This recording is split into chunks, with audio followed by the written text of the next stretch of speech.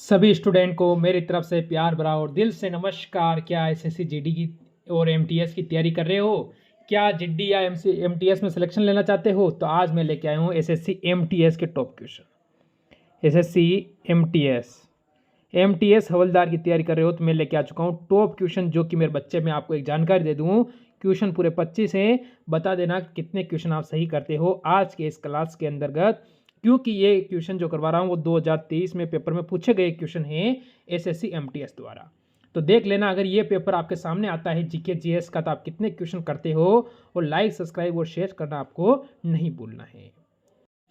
Question का कहना है रेजिडेक्स सूचकांक इनमें से किसके साथ जुड़ा हुआ है, ये आपको बताना है। इसको जो सूचकांक है जुड़ा किसके साथ है, तो देखो ऑप्शन चारों में कभी नहीं पढ़ूंगा, मैं आपको बता देता हूँ, क्योंकि आपका समय उस चीज़ में मैं नहीं खराब करूंगा जिसमें कि आपको लगे कि सर हमारा समय खराब कर रहे हो। मैं डायरेक्ट कहूँगा मक्का की कीमत। बच्चे ऑप्शन नंबर डी बिल्कुल सही है। देखिए अगला क्वेश्चन, पंचवर्षीय योजना के आंतरिक वित्त पोषण के लिए सरकार पर निर्भर करती है।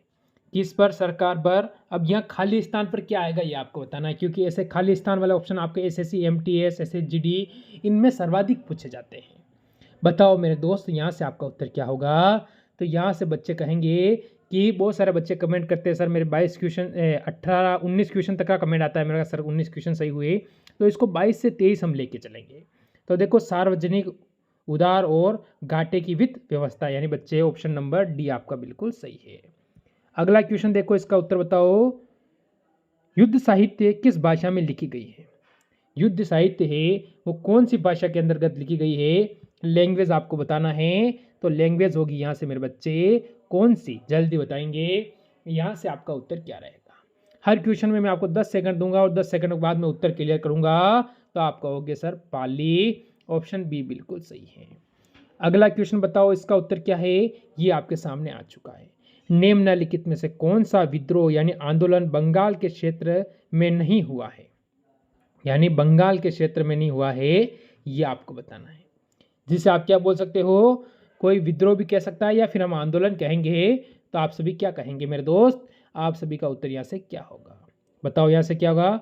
यहाँ से बगरा विद्रोह, यानी ऑप्शन नंबर मेरे बच्चे जो डी देगा वो यहाँ पर बिल्कुल सही है। अगला क्वेश्चन बताओ, इसका उत्तर क्या है? निम्नलिखित नगरों में कौन सा भूमध्य रेखा के सर्वाधिक निकट का मतलब होता है? पास। भूमध्य रेखा के पास है कौन सा?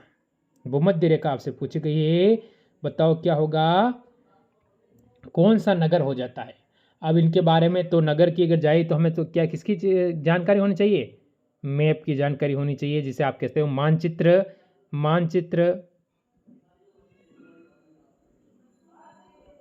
मानचित्र की जानकारी हमें होनी चाहिए, तभी हमको पता चलेगा कि कौन सा राज्य है, कौन सा देश कहाँ पर है। तो हम सिंगापुर कहेंगे, ऑप्शन नंबर डी बिल्कुल सही है।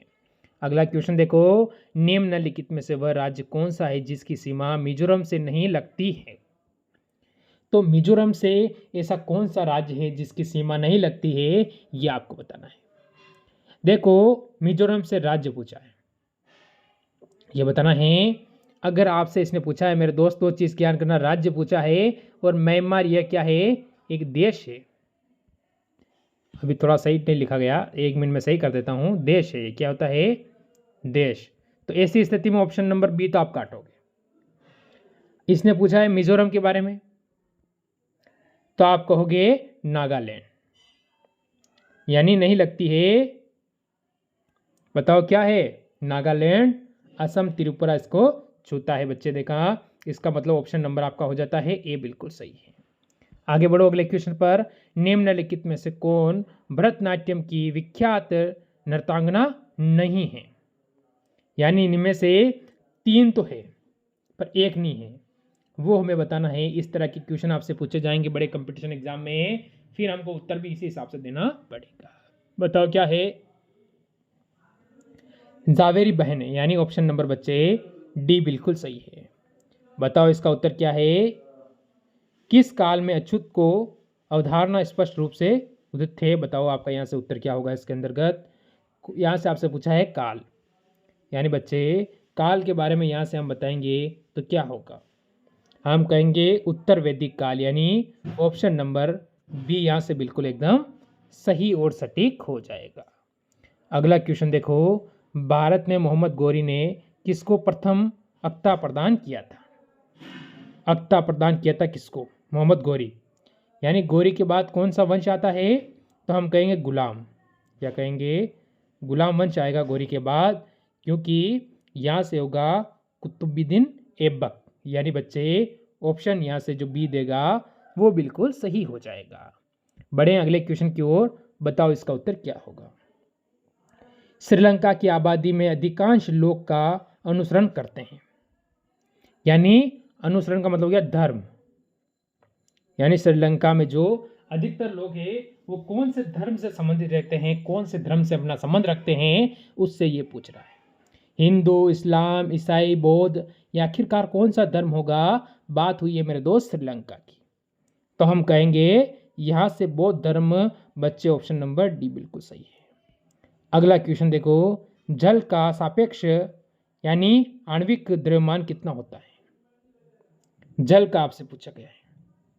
क्या बच्चा, जिस जल को आप ग्रहण करते हो, जिस जल के बिना आप नहीं रह सकते हो, उसके बारे में जानकारी आप मेरे को कमेंट करके बता सकते हो? इसके बारे में जानकारी आप मेरे को कमेंट करके दे सकते हो। कोशिश करना कि आपका उत्तर एकदम सही हो। अगला क्वेश्चन देखो, मानव रक्त का पीएच मान होता है। मानव रक्त का पीएच मान कितना होता है ये बताना है। रक्त का मतलब आप समझ जाते हो ब्लड, बात हो रही है ब्लड की, बात हो रही है मेरे दोस्त। तो आप सभी कहोगे सर 7.4, यानी ऑप्शन नंबर सी बिल्कुल सही है। 7.4 एकदम सही हो जाएगा। चलो अगले क्वेश्चन पर, भारत में सबसे बड़ा कानून अधिकारी किसे माना जाता है? भारत के अंदर सबसे बड़ा कानून अधिकारी जिसको आपको पता है, अगर उसका आदेश आ जाए तो प्रधानमंत्री को भी कोर्ट में जाना पड़ता है, यानी भारत का सबसे बड़ा कानून अधिकारी है, ये आपको बताना है। आपका उत्तर क्या रहेगा? अभी आप यहाँ से क्या कहोगे मेरे दोस्त कि सर ऑप्शन नंबर बी का मतलब क्या होगा? भारत के महान्यायवादी। महान्यायवादी ऑप्शन बी बिल्कुल सही है। भारतीय संविधान के अनुसार केंद्रीय निकाय सदन कहलाता है। क्या कहलाती है? केंद्रीय निकाय सदन। भारत के संविधान के अनुसार आपसे पूछा है, भारत के संविधान के अनुसार ये आपको बताना है। तो हम क्या कहेंगे? विधायकी, यानी बच्चे ऑप्शन सी जो देगा वो यहाँ से बिल्कुल सही है। अगला क्वेश्चन, इसका उत्तर बताओ।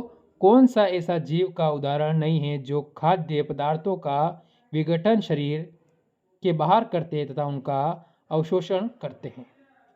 बताओ हम क्या कहेंगे, जैसे हमारा उत्तर क्या होगा? बताओ मेरे बच्चे, इस क्वेश्चन के अंतर्गत आप सभी का उत्तर क्या आ रहा है? कोशिश करना कि उत्तर आपका एकदम सही और सटीक हो जाए, तभी मज़ा आएगा कि तैयारी का, कि मेहनत में मेरी कोई कमी नहीं है। मिले ना मिले ये मुकद्दर की बात है, कोशिश ना करोगे तो ये गलत बात है। ऑप्शन नंबर डी सांप बिल्कुल सही है। 1 साल अभी अंतिम, ये आपको पता जो आपके पास समय है, यानी 30 से लेकर 14 नवंबर तक का पेपर है, इसके बीच में दबा के मेहनत कर लीजिए, जिंदगी पर खुशी से निकालोगे। शिशु में प्रत्यक्ष लक्षण के, ठीक है, लक्षण की बात चलिए, डीएनए से प्रभावित हो सकते हैं। बताओ किसके?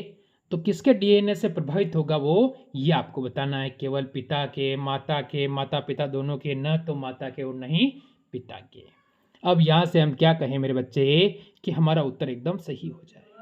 तो मैं बच्चा कह दूं कि ऑप्शन नंबर सी यानी पिता के और माता दोनों के, यानी प्रभावित होता है डीएनए से। ये आपको बताना है कि सुल्तान के काल में खाली या भूमि अधिक पैमाने से विकसित हुई थी। ये बताना है कौन सा सुल्तान था, उसका कार्यकाल क्या रहा है, दोनों चीज़ की जानकारी आपको यहाँ से होनी चाहिए। अगर मैं बताऊँ तो ये ऑप्शन नंबर बी होगा, अलाउद्दीन खिलजी, जो खिलजी वंश से संबंधित रखता है, और उसका कार्यकाल 1296 से लेकर मेरे मित्र 1316 तक इसका कार्यकाल रहा था। अगला क्वेश्चन देखो, ये आपके सामने मेरे दोस्त, अगला क्वेश्चन आपके सामने आ चुका है। तो ये क्वेश्चन भी आपके सामने इंपॉर्टेंट है, इतिहास से संबंधित एक मोस्ट इंपॉर्टेंट क्वेश्चन आपके सामने रहता है। जो कि धातुओं से बने होते हैं, सिक्के के बारे में आपसे पूछा गया है। इसके लिए ये क्वेश्चन मैं आपको HW के तौर पे दूंगा और इसका उत्तर सभी बच्चे कमेंट करके कोशिश करेंगे कि सही और सटीक उत्तर दे पाए। ये क्वेश्चन आपको क्या बोलता है कि 12 मासा यानी कि रचना किसने की थी?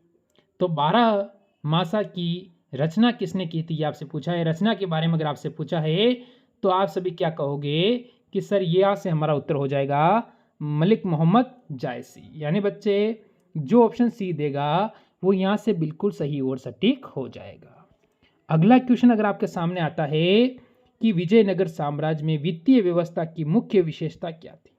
यह बात हो रही विजयनगर साम्राज्य की, जिसकी स्थापना कब हुई थी? तो आप कहोगे सर कि स्थापना 1336 में इसकी स्थापना हरिहर और बुक्का नाम के दो भाइयों ने इसकी स्थापना की थी विजयनगर साम्राज्य की। यह पूछ रहा है तो इसका उत्तर हमारा क्या होगा? तो यहां पर इनको जो इनकम होती थी, जो इनको टैक्स प्राप्त होता था, वो किस चीज से होता था?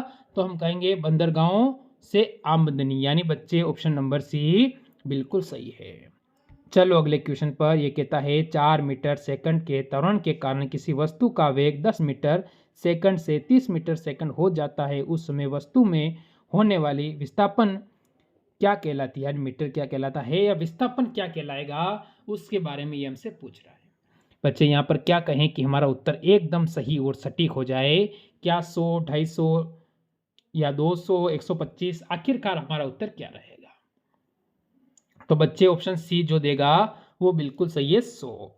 अगला क्वेश्चन देखो। वेग समय आलेख का क्षेत्रफल प्रदर्शित करता है, यानी खाली स्थान पर किसका करता है ये आपको बताना है। वेग का देखो, वेग समय आलेख का क्षेत्रफल दूरी का प्रदर्शित करता है। क्या क्या पर दूरी लिख दूं मैं?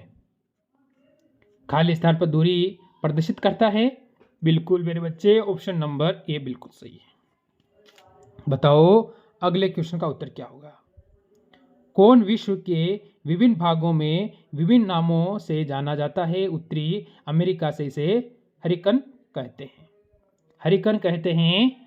तो हम यहाँ से क्या कहेंगे ये बताओ। अब आपको यहाँ से अपना उत्तर देना है और कोशिश करना है कि आपका उत्तर हो वो एकदम बेहतर हो, एकदम लाजवाब उत्तर हो, तभी मजा आ पाएगा। यहाँ से मेरे बच्चे आप सभी का उत्तर होगा चक्रवात। उसे हम कहते हैं चक्रवात। ऑप्शन सी बिल्कुल सही है। बताओ अगले क्वेश्चन का उत्तर क्या है? पानीपत के युद्ध में बाबर को जीत हासिल करने का मुख्य कारण क्या था? जो पानीपत के युद्ध हुआ था वो कब हुआ था? आप कहोगे सर 1526 में। 1526 में जब पानीपत का प्रथम युद्ध हुआ था उसके बारे में पूछ रहा है। और ये दो क्वेश्चन मैं आपको HW दूंगा कि द्वितीय और तृतीय युद्ध कब हुआ, आप मेरे को कमेंट करके बताएंगे, जिससे कि आपकी तैयारी पता चलता है। तो दोस्त यहाँ से उत्तर आपका होगा ऑप्शन नंबर सी, तुलगुमा प्रथा। ठीक है, यहाँ से बच्चे ऑप्शन नंबर सी। तो ये थे आज के टॉप क्वेश्चन। ज़रूर कमेंट करना कितने आपके सही हुए हैं। मिलेंगे इसी समय कल 11 बजे एक और क्लास के साथ। आज की इस क्लास और करेंगे अलविदा। सभी को जय हिंद, जय भारत।